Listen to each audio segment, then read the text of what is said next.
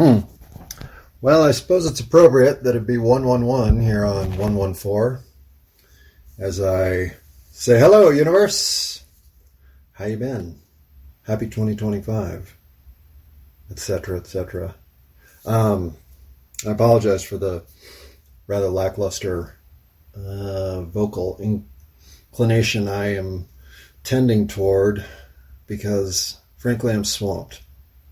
I'm swamped with the last 90 days of activity in a way that hasn't ruined my disposition entirely, but has certainly encumbered it in a way that I hadn't seen coming. And I'm not trying to be obtuse, although I'm specifically dancing around a few reveals that the last 90 days have presented me that give me an entirely new take on perhaps my point of being here, which is shocking. I agree. Like, at 55, I don't want to be reconsidering my destiny and purpose in life. And yet, undoubtedly, the last 90 days are, well, at least forcing that issue somewhat. And in addition to my father passing on the 12th of December, which is its own level of sadness, remorse, and loss, and yet in some ways peaceful and comforting, but only a little bit have I been able to wade through the emotional territory that is my father's passing, and of course the fallout that the nuclear family dynamic changing has created, of which there has been considerable static, some of it my doing, but this is the first time I've been through any kind of loss like this.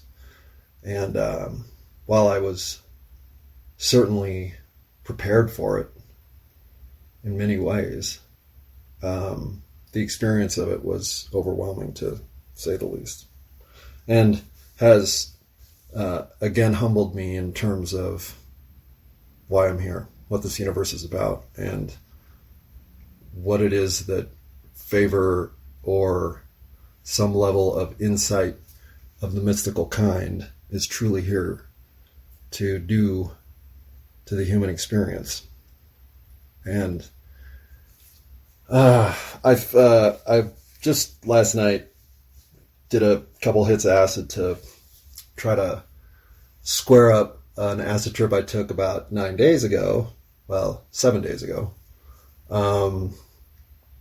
where the universe showed me a role of forgiveness that I hadn't considered yet, and a reflexive role of forgiveness that I hadn't ever even considered as it existing. But so much so was that experience grounded in forgiveness that I walked away from it looking for what opportunities to forgive this would reveal. And then, well, like a slap of ham to the face, I'd say perhaps the absolute most forgiving moment possible was thrown in front of me. And this has nothing to do with my father's passing or anything fallout related to that. No, this is its own story and narrative from the last 90 days that was running parallel to my father deteriorating from basically October 4th to December 12th, from capable of playing tennis to dead. And it was as swift and debilitating a human experience as I can imagine is possible. But if you're not going to get run over by a herd of hippopotami, I'd say the fastest possible passing otherwise is the one to go for. Having only seen it once, well, that's what I did walk away with. Now, I'm going to pause for a second because, frankly, this has gone all over the map in places I already wasn't prepared to be. So while I regroup, remember, I'm still the happy-go-lucky motherfucker that I always have been. I just had some serious shit happen, some of which I didn't deserve, some of which was life happening, and some of which I invited myself, I'm sure, karmically. And all of it has left me, well, more grounded in myself than I've ever been. Just maybe not quite as flighty as I was in 2024. But who the fuck knows? What are we, 14 days into this year? Like, I can declare that I'm less flighty? Ha! Bullshit. Pause. Pause. Okay. Now, what I wanted to say is I got on to talk about two things, really. And that is porn, obviously, and cooking. And there's one of the things the last 90 days has done is it's given me an opportunity to really attack the social discontent that I see occurring and escalating, frankly, between the sexes. And it's taken, I think, 3 unique instances of insight for me to kind of understand maybe what the fuck's gone wrong with the boys. Now, I was going to save this reveal for my conversation with my friend Allison, but since Allison's undergoing her own life encumbrances, I don't know that that conversation's anytime soon, though it could happen this evening for all I know. But when the top 10 reasons that I lost my sense of humor, in there was what happened to the boys and what the fuck did it do to the girls? And that, honestly, if 2024 had to have at least a point of concentration amongst all my flightiness, well, it would be trying to figure out, what happened? How did this, the simplest recipe of compatibility known to humankind, get all fucked up? Well, after 90 days, I think I actually have something. So should we save that for the end so that there's a little bit of a reason to keep listening? Or is this where I tell you, I don't know who you are. I really don't. I've been communicated through this medium by about 5 people, and I'm still shocked that that's even possible, because you have to really mine deeply into these episodes to find my email address, and you have to mine even deeper to get to some way to contact me personally. So those people, well, what can I say? We must be kindred spirits. The rest of you, I'm thinking, and this means other than the 5 of you that are just nuts like me, the rest of you, what the fuck are you doing?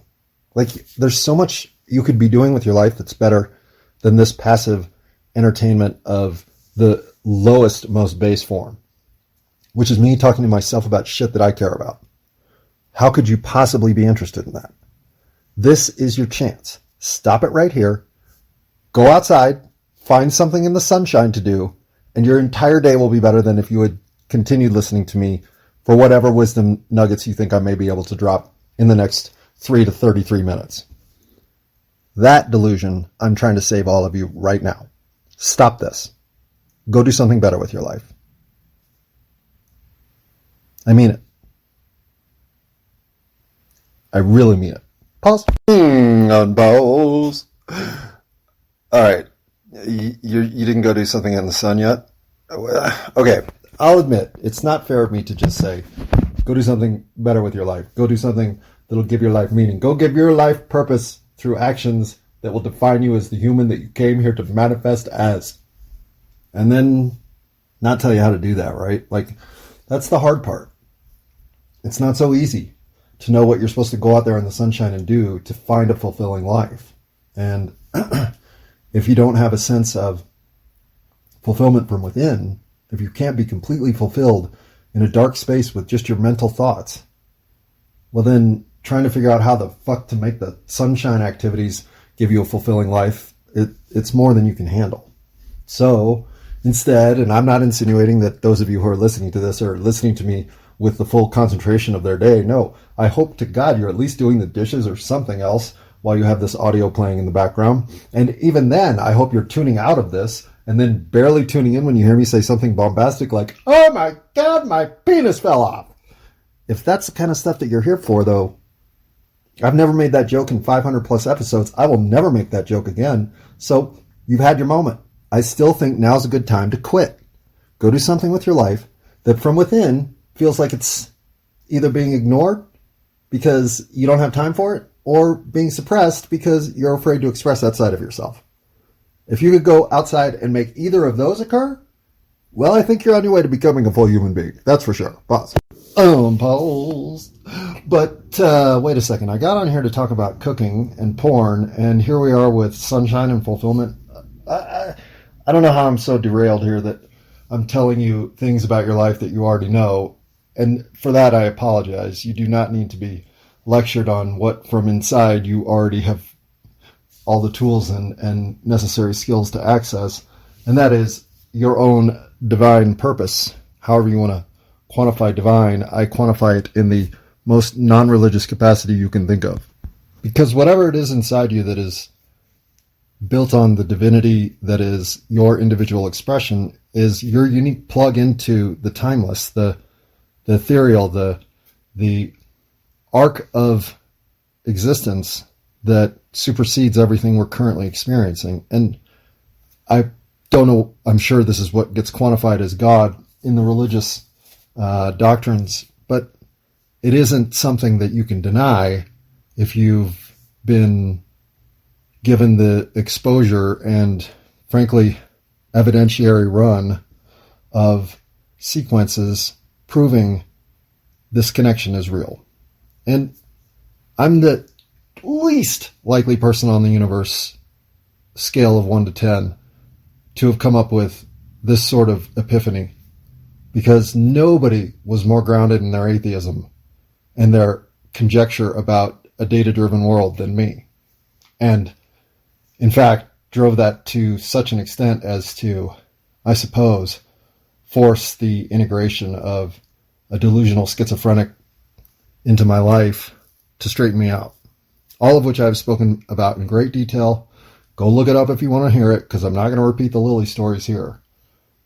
But there's no question that my life as declared agnostic, atheist, however that pendulum may have swung at any given time, the idea of God, the idea of faith was deplorable, dismissible, undefensible for the weak-minded, until all of a sudden I'm run amok with mystical revelation that forces me to say, I think I was wrong.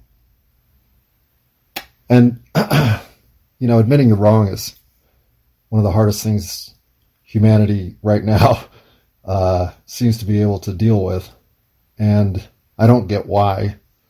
I've never felt that my internal judgments were ever, if I'm sitting with 30 variables to help me make a decision, I've never had all 30 fold one direction simultaneously. There's at least one that thinks, well, what about that? And so I'm never in a position to think that I couldn't be told something or shown something or go through an experience that would completely take me into a new realm of reality in which I would now find more truth, more reality, connections, more ways to know myself. And I say this because that's what the last decade has been for me, in shocking developments. And having persevered through some of the chaos and having now perhaps to face some of the most contentious moments of my life, well, if you've listened this far, I guess that's what I have to offer.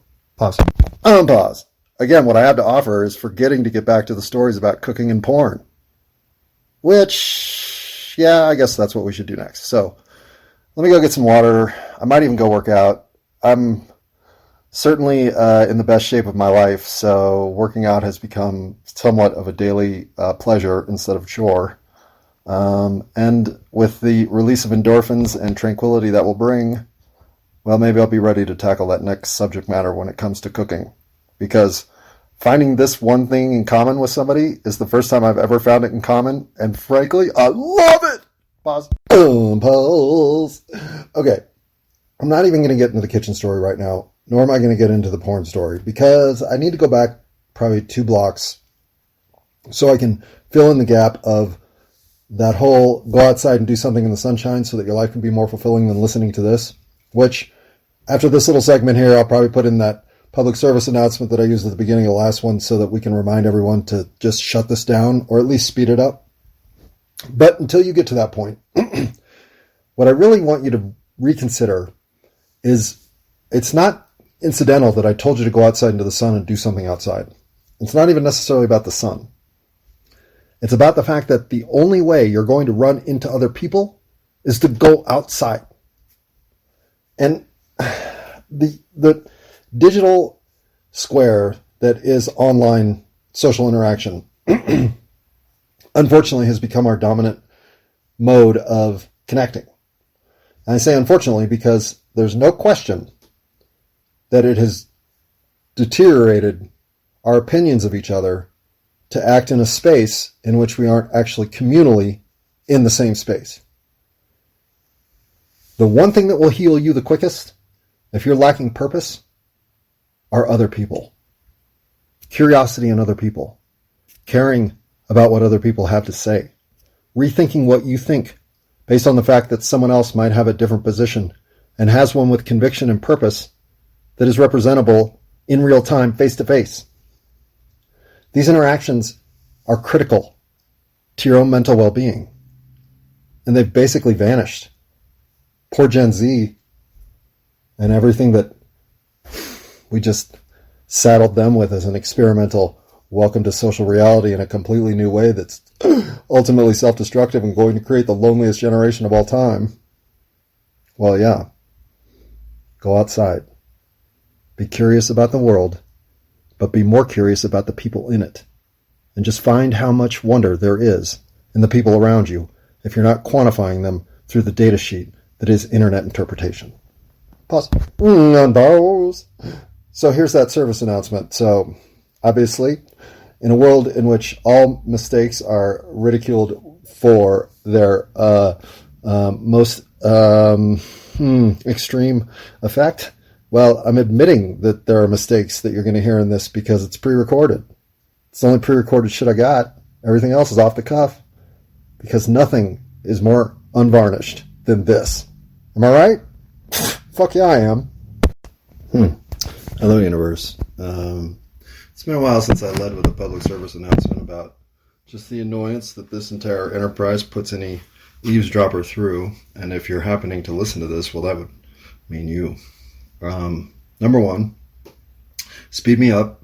There's no conversational back and forth here, so really you're just listening to my diatribe. And there is no reason you can't listen to this at least 1.75 speed, if not 2.5, 2.75, whatever your limit is.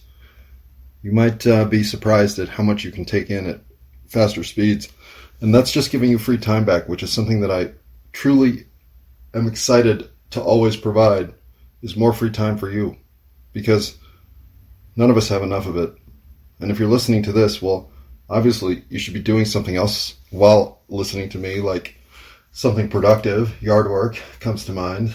Kitchen cleaning always comes to mind. But you know what it is in your life, whatever it is that you're avoiding that you need to be getting done. Well, if you're listening to this, now's a good time to go get that done. Be productive in your life. Do things that are good for you, that make you move forward, that give you the opportunity to think better about yourself. This is a hard life right now for reasons that are even harder to pin down. But most of those are my fault, right? Obviously. So speed me up. At the very minimum, do that. And then as soon as you get bored with me, which should be about 30 minutes ago, well, turn me off. Or listen to the next 30 minutes. But that's on you, because I always think there's something you could be doing with your life better than this. But if this is what you're going to choose to do, well, at least do it at double time so you get some of that time back. Come on now. I'm awful. Haven't you heard? Well, enjoy. Oh, polls.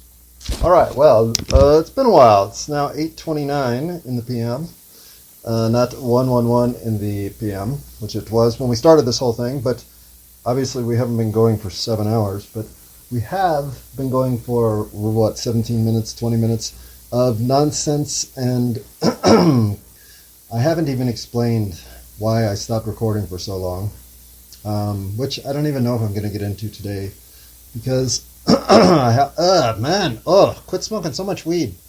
Okay, I will.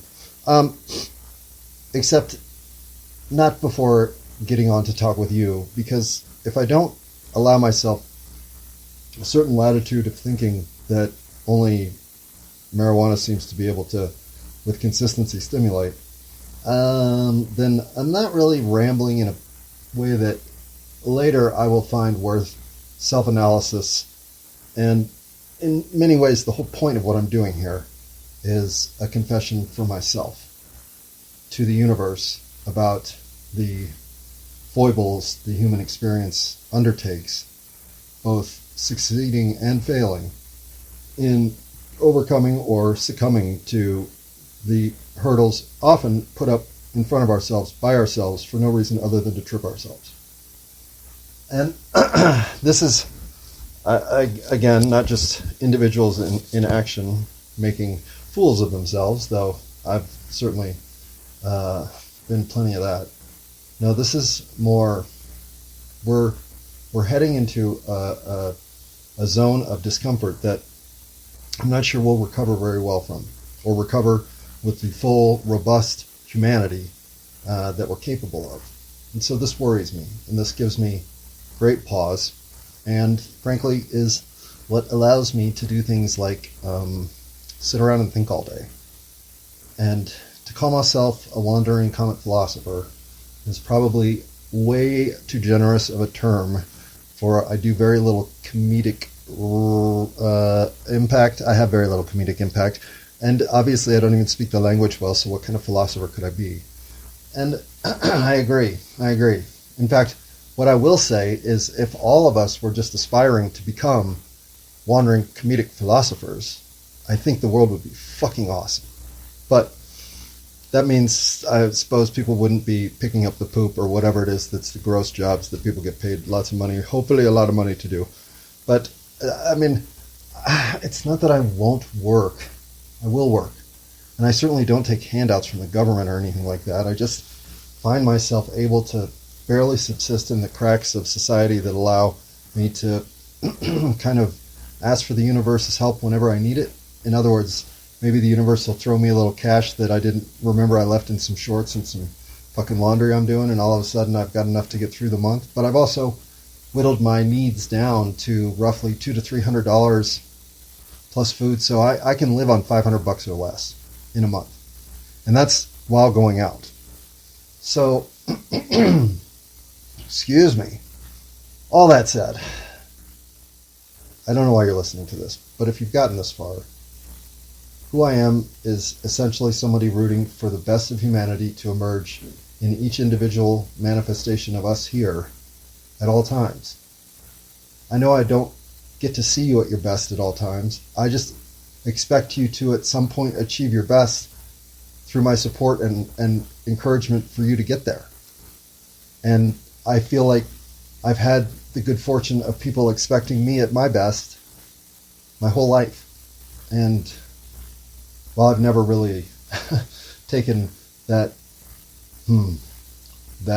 ring of concern and support toward my own achievements as anything other than secondarily involved, well, now I see how primary it is to have people believe that your best is even achievable.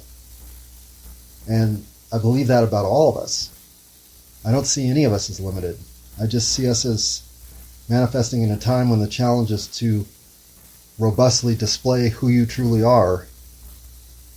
Well, they're paramount, and they're, in some cases, insurmountable. And if I had another mount, I'd put it in there, but I don't want to mount anything else with those words, so that's why I'm not a philosopher. Pause. Pause. Okay, and obviously, I just say weird shit for no reason. I don't know why I just said that stuff about mounting words, but I don't edit anything. I don't really find the process here editable. I'm not doing anything except hitting the pause button to gather my thoughts and then unpausing when I have some.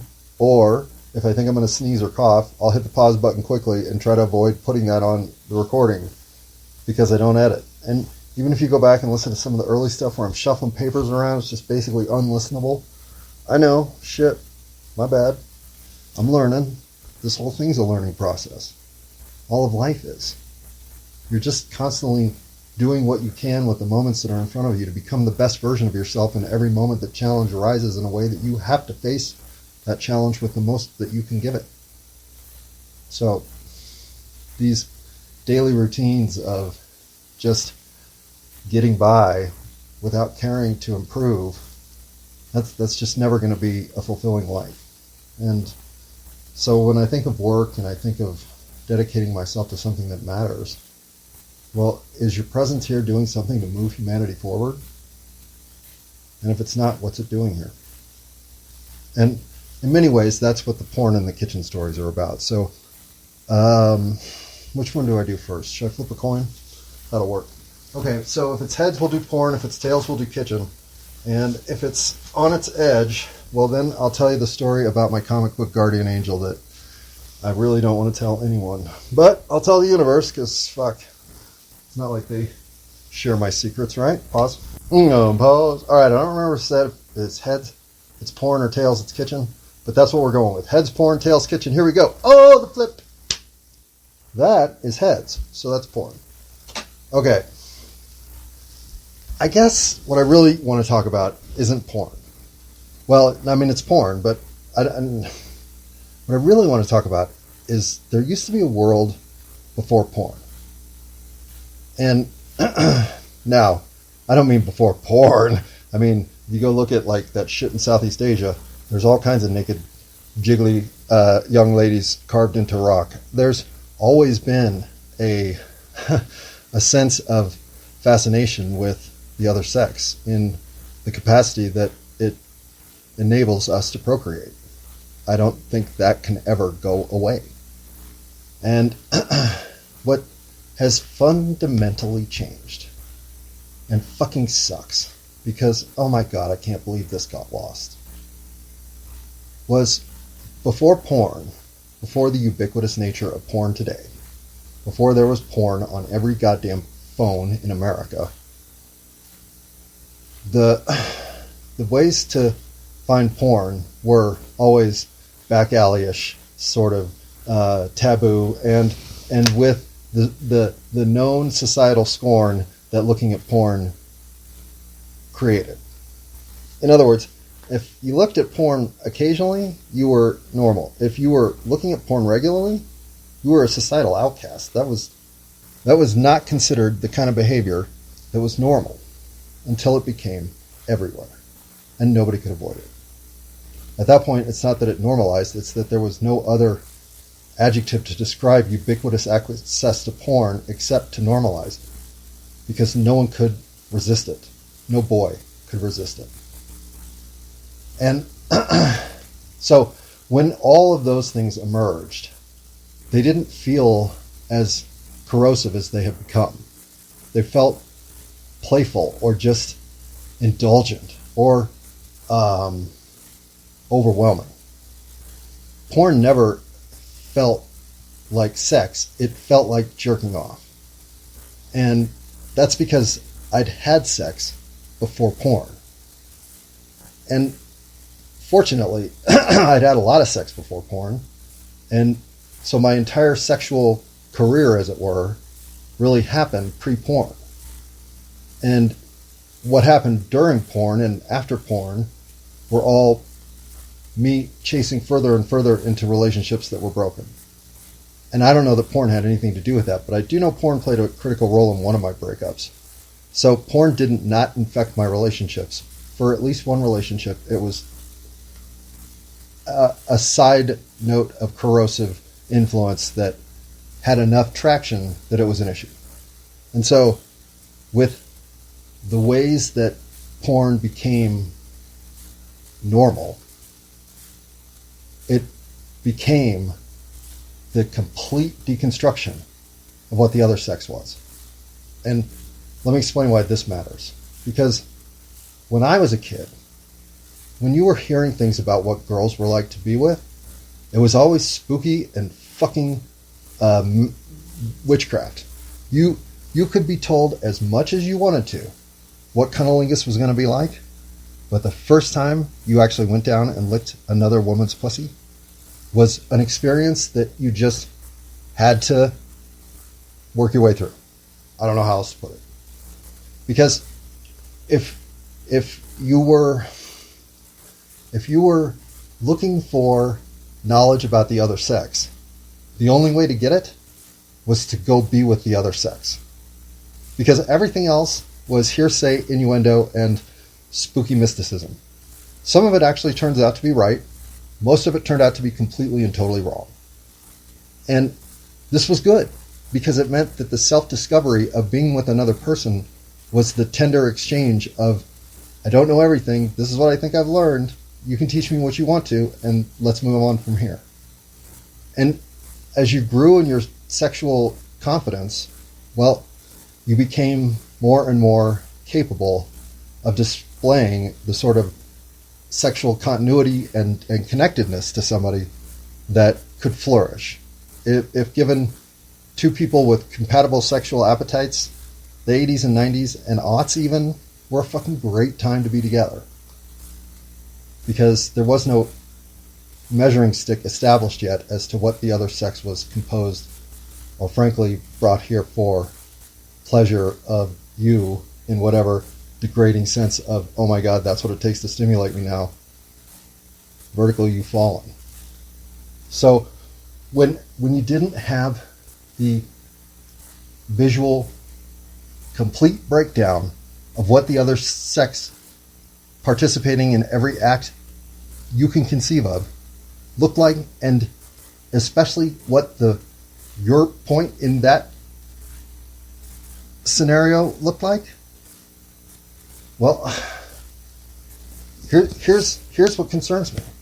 Now, yes, you can long for a day when there wasn't this much saturation of titillation material, but it's here. It's all here. It's not going anywhere. And here is what is happening to the boys because of it. And I'm frankly stunned at this story, but when I think about it, I'm not that stunned. And that is, I have a friend who was describing her first ever Lyft or Uber ride given. And she always thought it was weird that people would be driving people home in a capacity of non-licensed professional. But so she had resisted the movement for a while. But eventually a friend was like, no, I take it all the time. Here, let me call you one. I'll get you home. Well, this very first experience on the way home, having what she described as a playful conversation, as the gentleman parks, not only does he lock the doors, but then he demands that she show him her tits. To which I thought, are you fucking kidding me? That's it. Are you fucking kidding me? And then I started thinking, oh my fucking God. That's how desperate the boys have become. That's how pathetic they are, that they are taking their cues from porn as to what they think women are looking for when it comes to getting down and dirty with the other sex. Because how else could you think it's appropriate to give a woman a ride home, then at her destination, lock her in your vehicle and demand to see her breasts? Who the fuck are you? Honestly. It's stunning. Because it's not a story that's unique. This story, it goes further. Let me put it to you this way. If you're under 30 and you're a woman and you're listening to this, I will bet that one of these three things has happened to you. That you have been choked during sex, that you have been asked to display your fucking tits by an inappropriate person like a cab driver, or 3, that you have woken up with somebody like a friend who has just randomly gotten into bed or started making sexual moves around you while you're not even awake. Those 3 things, if you're under 30, I almost guarantee if you're sexually active, you've experienced at least one of them, if not all 3. If you're over 50, I guarantee you've experienced 0 of those. Because none of that's appropriate behavior. And we know it. But in the world of porn, well, fuck, man. That shit's everywhere. Pause. Unpause. So what the problem is that boys are fucking idiots. We don't know shit. And if what we're using to learn how to interact with the other sex is porn, well, that's what happened to the boys. Pause. Unpause. Okay, so, okay. First of all, it's been a while. In fact, it's now the 12th. And just once I started working out and doing stuff last night, and then wanted to go out into the public and meet some people just to have a day where some variety was a part of it. Well, yeah, I jumped into the real world and frankly ran into some gobsmacking reality that was phenomenal because people are phenomenal. And if you're put in a situation where you can have a conversation with somebody that's both deep and reflective and moves their needle somewhere positive, I don't know that that shouldn't always be the best part of your day. And since I had that 3 times in my little adventure into the real world, well, just think how saturated my meter of satisfaction is right now. Yeah, saturated meter of satisfaction. Terrible phrase, but I'll say it even twice. Boss. I'm boss. And here's the thing. None of that was in my own tank of fulfillment. Can I take this metaphor further? That's just terrible. What I'm going with here is the conversations I was having were fantastic because of the honest exchange that was occurring. And when you get people in a mode to reveal themselves at their base nature, well, I think you can truly impact their sense of disappointment, despair, disgust, whatever they're trying to give themselves. Well, most of those are unfair. Most of those are momentary lapses of reason. Thank you, Pink Floyd. Well, no, not thank you. That was not a good Pink Floyd album. But the criticism of music aside, when revealing oneself at your kernel, you're really taking a chance because the exposure is now available to be trodden upon. And so whenever I see somebody in this zone of discomfort, I always think support, kindness, understanding, generosity, reciprocation, empathy. The most giving emotional state I can get into. And this isn't hard for me to do. This is pretty much why I'm on this planet. So to go out and get in the sunshine or just to be outside, when I tell you these are the things that can turn your life around, it's because what you're here to do is in some way or another be there for somebody else when they really need you. You may not even understand this as part of your destiny, but I guarantee you it is. And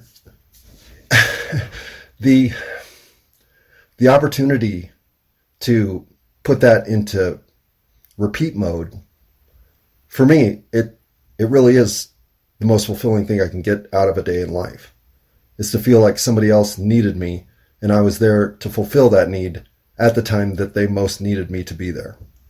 And the 2 of the 3 conversations I had, the flow was 100% to the, what I'll call, the person locked in their own victimhood. And by just redirecting a few of the thoughts that they were having about themselves or their circumstance or what was happening to them, well, I think both walked away with a refreshing turn of self-identity that perhaps will jumpstart and motivate them into a better version of themselves a month or 2 from now. Both understood that there was work to be done. Both understood that the work was theirs to do. And both, I think, understood that, in fact, when there is static in life, 9 times out of 10, you designed it. But even in the 1 out of 10 that's just randomly occurring for you, it's about testing your skill set and the depth of your belief in yourself to overcome obstacles. It just is. You don't get to go through life without experiencing long moments of adversity. And when you're in those challenging times of life, it can feel like you've lost sight of purpose and fulfillment entirely. But in fact, you might be locked up in the most purposeful and fulfilling parts of your life right then. So perspective is all about knowing from within that nothing can conquer you. In fact, when it comes right down to it, you'll conquer whatever is put in front of you. And since, like I said, I'm about to approach some of the more contentious conquering moments in my life, well, of course I believe this. I'm living it. When you need a jump start for your own humanity, well, the only place to go jumpstart humanity is among humanity. So, if you're still listening to this and haven't gotten outside in all this time, well, stop now and get outside and go talk to a random stranger about something random and then come back and push play. But until then, you should definitely go do that. Pause. Unpause. Unless that gave you the thought, and you're a boy, of going to give someone an Uber ride and getting them home and asking to see their tits. Because you, my friend, what the fuck are you thinking? Seriously, the only place this can come from is fake taxi. And Pornhub, fuck. Gentlemen, now is the time to understand that women do not want to be choked during sex. Ever. Unsolicited. It's not their thing. It isn't their thing ever. If a woman asks you to choke her, you should consider what kind of woman you're currently with. Because the level of insecurity that comes with wanting to put oneself in that vulnerable of a position with a man that you aren't married to is high. So high that very few women are willing to solicit that kind of activity. And none of them that do it unsolicited are appreciative of it. So stop choking a woman during sex forever. That is not appropriate behavior. Neither is asking a woman in a random circumstance because you've had a flirty conversation to show you her tits or her pussy or anything else. That is not what women want. And if you ever think it's appropriate to be sexually aroused and maneuvering around a woman who is asleep or passed out, you're a fucking sicko. Pause. Pause. Okay. Hang on. I'm not here to tell people how to live their life. But I think standards are standards. And gentlemen, if porn is where you're getting your cues as to how to approach women, you couldn't be further off base. And yes, Generation Z, some of the women who have grown up conditioned by the porn environment have actually assumed the identity of the porn foil in some way that embraces this feminist, I'll do whatever the fuck I want and put whatever in my ass I feel like. Okay, go for it. Really, go for it. But you're going for it means finding a man whose depravity is willing to put you in a position to think of you as nothing but objectification. I don't know how else to describe it. So if that's your thing, I'm not going to deny you fulfilling your life in the reality that fulfills you. But gentlemen, women enjoy being approached in a way that is on a level playing field with some intrigue between you. This is not show me your tits. Ever. Even at Mardi Gras. Be cautious. This is not your realm in which to play. Believe me, it is a completely synthetic world of fake tits and fake fucking scripts. None of that shit in Fake Taxi is real. Those are porn actresses, you morons. Those aren't women. Those are actresses. All right. As much as I would like to end this particular recording with those are not women, they're actresses. Well, of course they're women. All right? All you literalists who are going to tell me that's the dumbest thing I've ever said because how could they be actresses if they aren't women? Well, I could throw the transgender argument at you, but I'm not even willing to tread on that territory because, oh my God, is that a discussion I don't want to have ever. Since that's just not territory in which I have an opinion that matters. How's that treat you? Better than when I called the 15th the 12th, probably, huh? There's another mistake that I heard listening back on that little diatribe about how men have lost their way by following the cues of porn into the how to treat women territory that they're currently trying to embark. And look, guys, I get it. I know that you're desperate to have any kind of sense as to how to approach a woman in a way that will be successful. But every attempt based on something from Pornhub is going to fail and set men back another 4 degrees of separation from women and the gender that is the vulnerable one when you get right down to it. You cannot come in with acts of aggression. What is wrong with you? That's inappropriate behavior at all times. And in the sexual domain, it's I don't even have the capacity to describe it well, but it's wrong every fucking time. So I think I've made my point, and perhaps you think I'm wrong. Maybe the liberation of porn has truly enabled the sexes to communicate in the kind of direct, impactful, sexual, carnal vocabulary that has been missing from our male-female dynamic this whole time. But then why are there so many under 30 virgins? Why are there so many under 30 non-sexually participating men? Why are there so many men under 30 not even looking for relationships?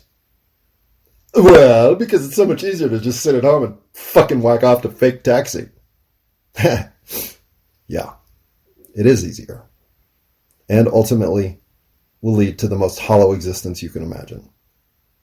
So again, I say get out in the real world and find somebody who maybe shares this in common with you.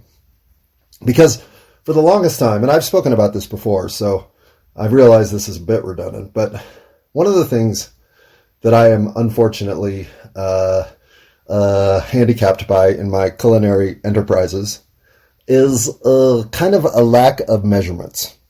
In other words, when I create something I truly, truly love, I don't even really know how I did it. Because I might know the ingredients, although sometimes that's probably even testy. But what I'm saying is, I like to just go for it and see what I get. Now, I get that in the kitchen, when you go for it and you see you got something fucking phenomenal, well, you'd really like to be able to repeat that process. But chasing down that dream of recreating that particular item, even if you never get there, well, I'll say there's a reward in that just in itself. Because there's a standard whereby you know you've achieved something in the past, and now it's a question of can you either A, recreate it to a T, or B, even exceed it in another attempt to just get there again. And this is kind of how I live my life. I don't have pictures and videos and fucking mementos of life. I have memories of times that are emblazoned in my skull forever. Because the videos that I've got can't ever go away. And I have access to them at all times. And I don't have to look down at a phone to relive them. And so when a friend of mine was talking about how in her baking adventures, she doesn't use any measurements whatsoever, I thought to myself, wow. Now, I will say when I make cookies, I certainly have the 1 cup, the half cup, and the 1/4 cup sitting on the counter. And her response is, no, I just go by feel. And I thought, okay, how in my life can I expand myself to be the adventurous, trusting in my own instincts person that I really am, where currently I have those measuring cups sitting on the counter? Well, I suppose it's a lot like thinking, those are women? No, those aren't women. They're fucking actresses.